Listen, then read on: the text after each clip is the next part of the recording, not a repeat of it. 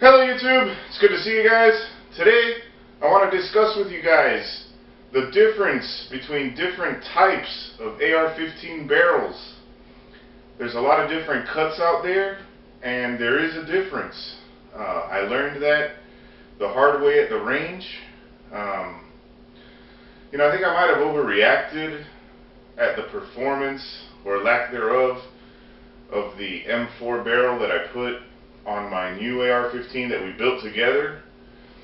It overheats pretty quickly, and you gotta wait for it to cool down if you want to shoot straight with the type of barrel I have on here.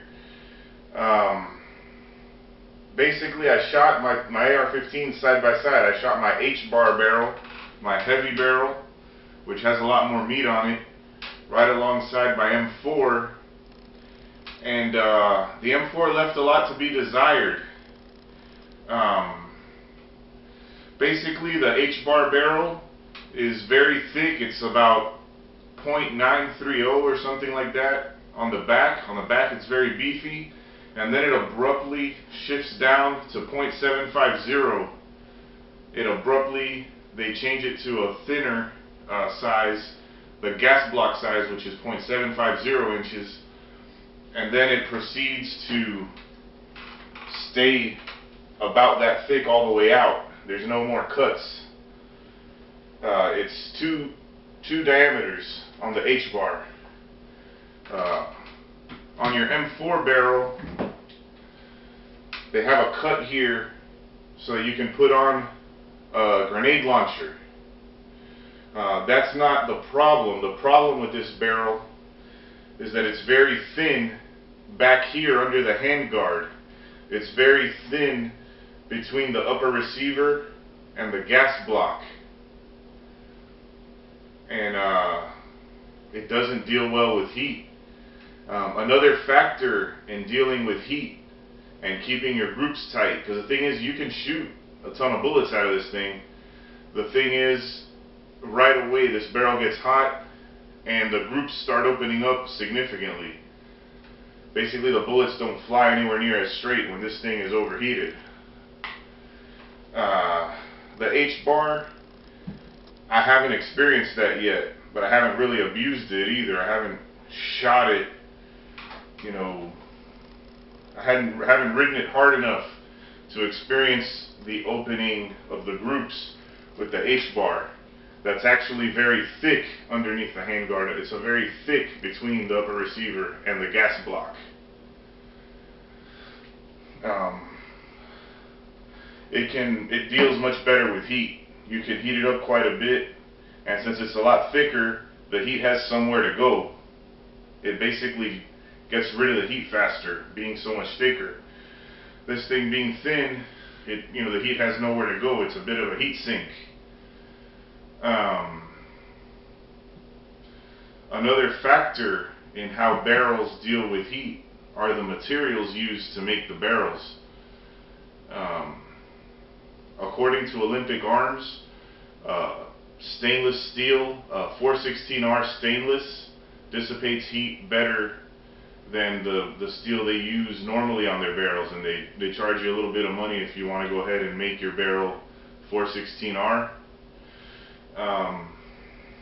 If you go with something like an HBAR or a bull barrel would be like .930 more or less, or .936 inches, all the way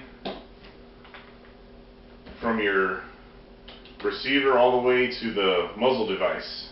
Just real thick barrel. If you go with something like a bull barrel or an HBAR, you're going to deal much better with heat. I don't care what material you use. Whatever steel they use on HBARs and bull barrels, I'm pretty sure you're going to deal with heat well.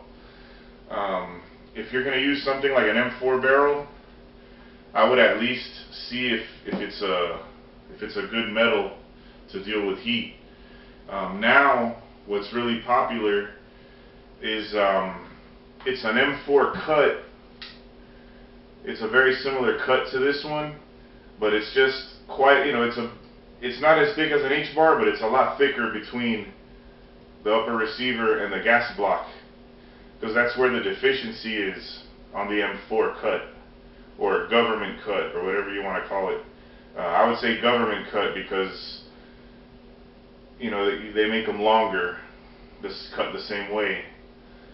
So the government cut or M4 cut isn't all that great. What people are now, you know, what the industry is selling now a lot is what they call a medium contour M4 barrel, which is, you know, quite a bit thicker between the upper receiver and the gas block. And supposedly that deals better with heat. I haven't had any experience with those, so I'm not going to try and tell you anything about those. But,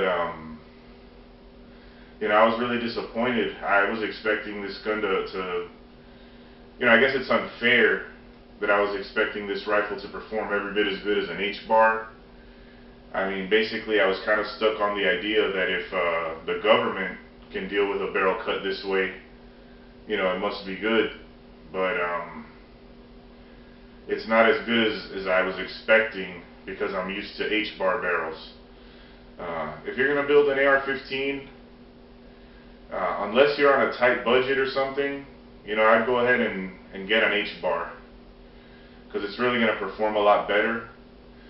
You know, you get an HBAR in that 416R stainless, man, that thing is, you know, you're not going to have to worry so much about heat. You can just go ahead and put some rounds down range, you know, nice and straight, nice and on target. This gun shoots straight. You just can't shoot it very quickly because it will overheat relatively fast. And you know, I don't know. I'm not going to build another gun with an M4 cut.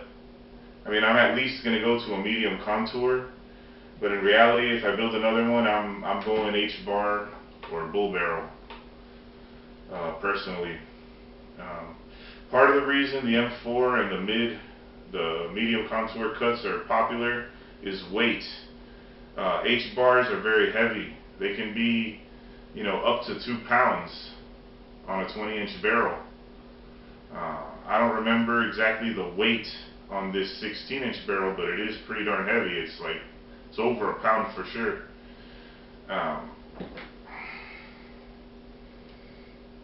Yeah, it really makes a difference.